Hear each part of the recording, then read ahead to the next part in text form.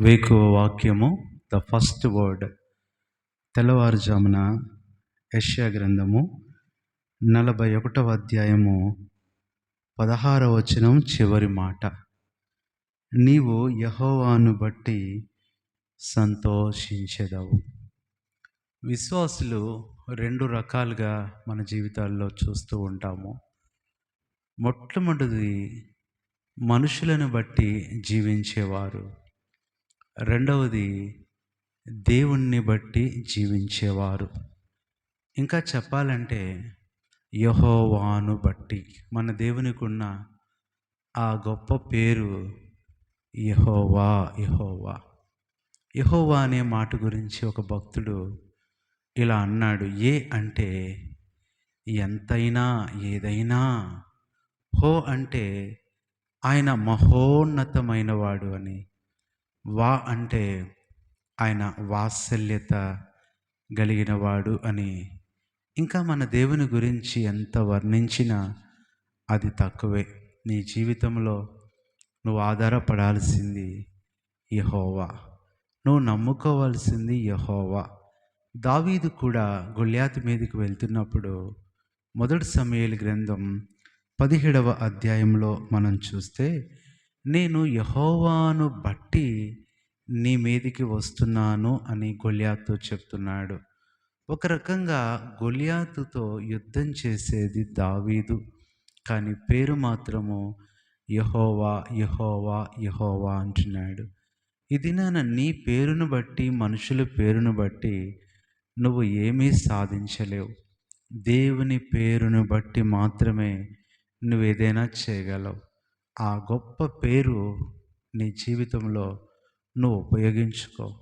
నీ ప్రతి పరిస్థితిలో ఆయన పేరు పెట్టుకో. నీ ప్రతి సమస్యలో ఆయన పేరు పెట్టుకో.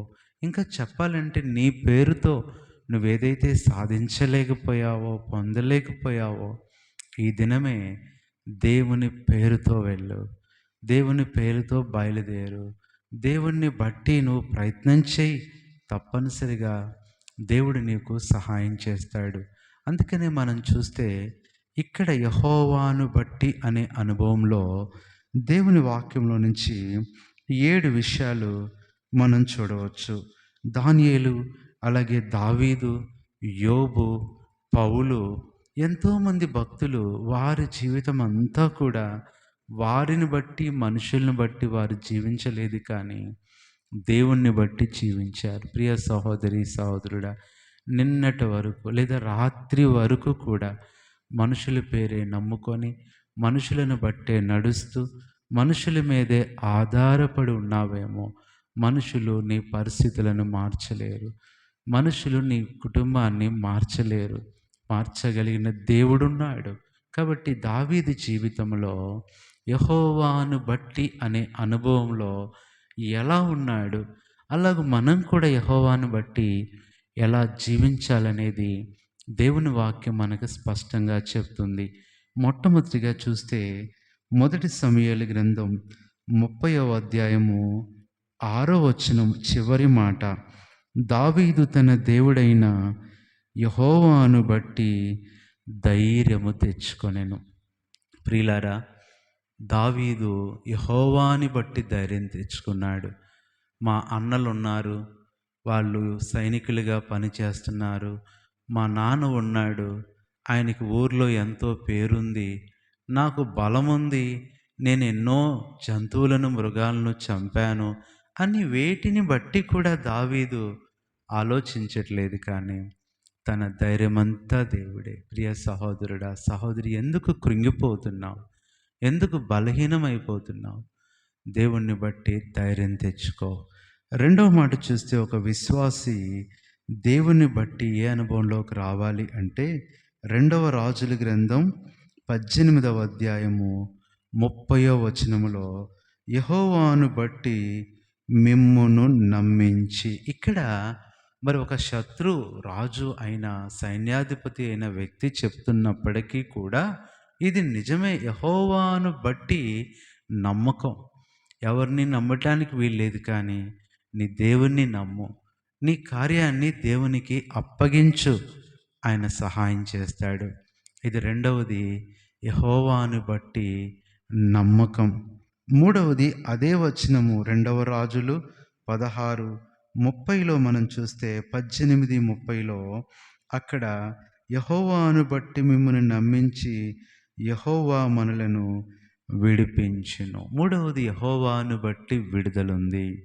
ఏ బంధకాల్లో ఉన్నా, ఏ ఇబ్బందుల్లో ఉన్నా, ఏ పేదరికంలో ఉన్నా, ఏ అవమానాల్లో ఉన్నా, ఏ నిరాశలో ఉన్నా, ప్రియ సహోదరుడా సహోదరి, యెహోవాను బట్టి నీకు విడుదల ఉన్నది. ఇది మూడవది. నాలుగవది చూస్తే కీర్తన 32:11 యెహోవాను బట్టి సంతోషం. నాలుగవది యెహోవాని బట్టి సంతోషం ఉంది. మనుషులను బట్టి దుఃఖపడుతున్నావు, బంధువులను బట్టి ఏడుస్తున్నావు, నీ సొంత ఇంట్లో వాళ్ళే నిన్ను ఎంతగానో మనోవేదనకు గురి చేస్తూ నువ్వు కృంగిపోయి నీ అనారోగ్యం అన్నీ తెచ్చుకుంటున్నావు. కానీ యెహోవాను బట్టి నీకు సంతోషం ఉంది. ఇది నాలుగవ మాట. ఐదవది మనం చూసినట్లయితే 33వ కీర్తన మొదటి వచనములో నీతిమంతులారా యెహోవాను బట్టి ఆనందం. ప్రియులారా, సంతోషమే కాదు, దేవుడు ఆనందాన్ని కూడా ఇస్తాడు. సంతోషము అనేది అది ఎక్స్టర్నల్, ఇతరులందరికీ నువ్వు తెలియచేయచ్చు. కానీ ఆనందం అనేది అది ఇంటర్నల్, నీ హృదయంలో ఉండేది. ఈ సంతోషమే కాదు, ఐదవది యెహోవాను బట్టి నువ్వు ఆనందిస్తావు. ఆరవ మాట మనం చూసినట్లయితే దేవుని వాక్యంలో నుంచి జకర్యా గ్రంథము 10వ అధ్యాయము 7వ వచనం చివరి మాట, యెహోవాను బట్టి వారు హృదయపూర్వకంగా ఉల్లసించుదురు. దేవుడు ఉల్లసించేటట్టు చేస్తాడు. ఇది ఆరవది. ఏడవది మనం చూసినట్లయితే ఈరోజు మన దినవాక్యము యెషయా 16 మరి 14, 41, 16లో చివరి మాట, నీవు యెహోవాను బట్టి సంతోషించెదవు, ఇశ్రాయేలు పరిశుద్ధ దేవుని బట్టి అతిశయపడుదువు. ఏడవది, అతిశయపడతావు. దేవుణ్ణి బట్టి అతిశయం అంటే ఆయన నీకు ఇచ్చిన విజయం, నీకు ఇచ్చిన ఘనత, నీకు ఇచ్చిన గొప్ప స్థానాన్ని బట్టి ఒక దినాన నువ్వు అతిశయిస్తావు. కాబట్టి దిగులు పడొద్దు. వేకువ వాక్యము, ద ఫస్ట్ వర్డ్, మొట్టమొదటిగా దేవుడు తన స్వరంతో నీతో మాట్లాడుతున్నాడు. మనుషుల స్వరాలు నిరుత్సాహపరుస్తాయి, దేవుని స్వరం ప్రోత్సాహపరుస్తుంది. మనుషుల స్వరము కృంగజేస్తుంది, దేవుని స్వరము బలపరుస్తుంది. అలాంటి కృప దేవుడు ఉదయకాలము నీకు దయచేయనట్లు ప్రార్థన చేస్తాం. పరిశుద్ధుడు అయిన తండ్రి, ప్రభువైన యేసుక్రీస్తు నామములో వందనాలు. ద ఫస్ట్ వర్డ్ వేకో వాక్యం ద్వారా మాతో మాట్లాడారు. ఉదయకాలం ఈ మాటలు వింటున్న వారందరూ కూడా మనుషుల్ని బట్టి, పరిస్థితులను బట్టి ఎంతో నష్టపోయారేమో.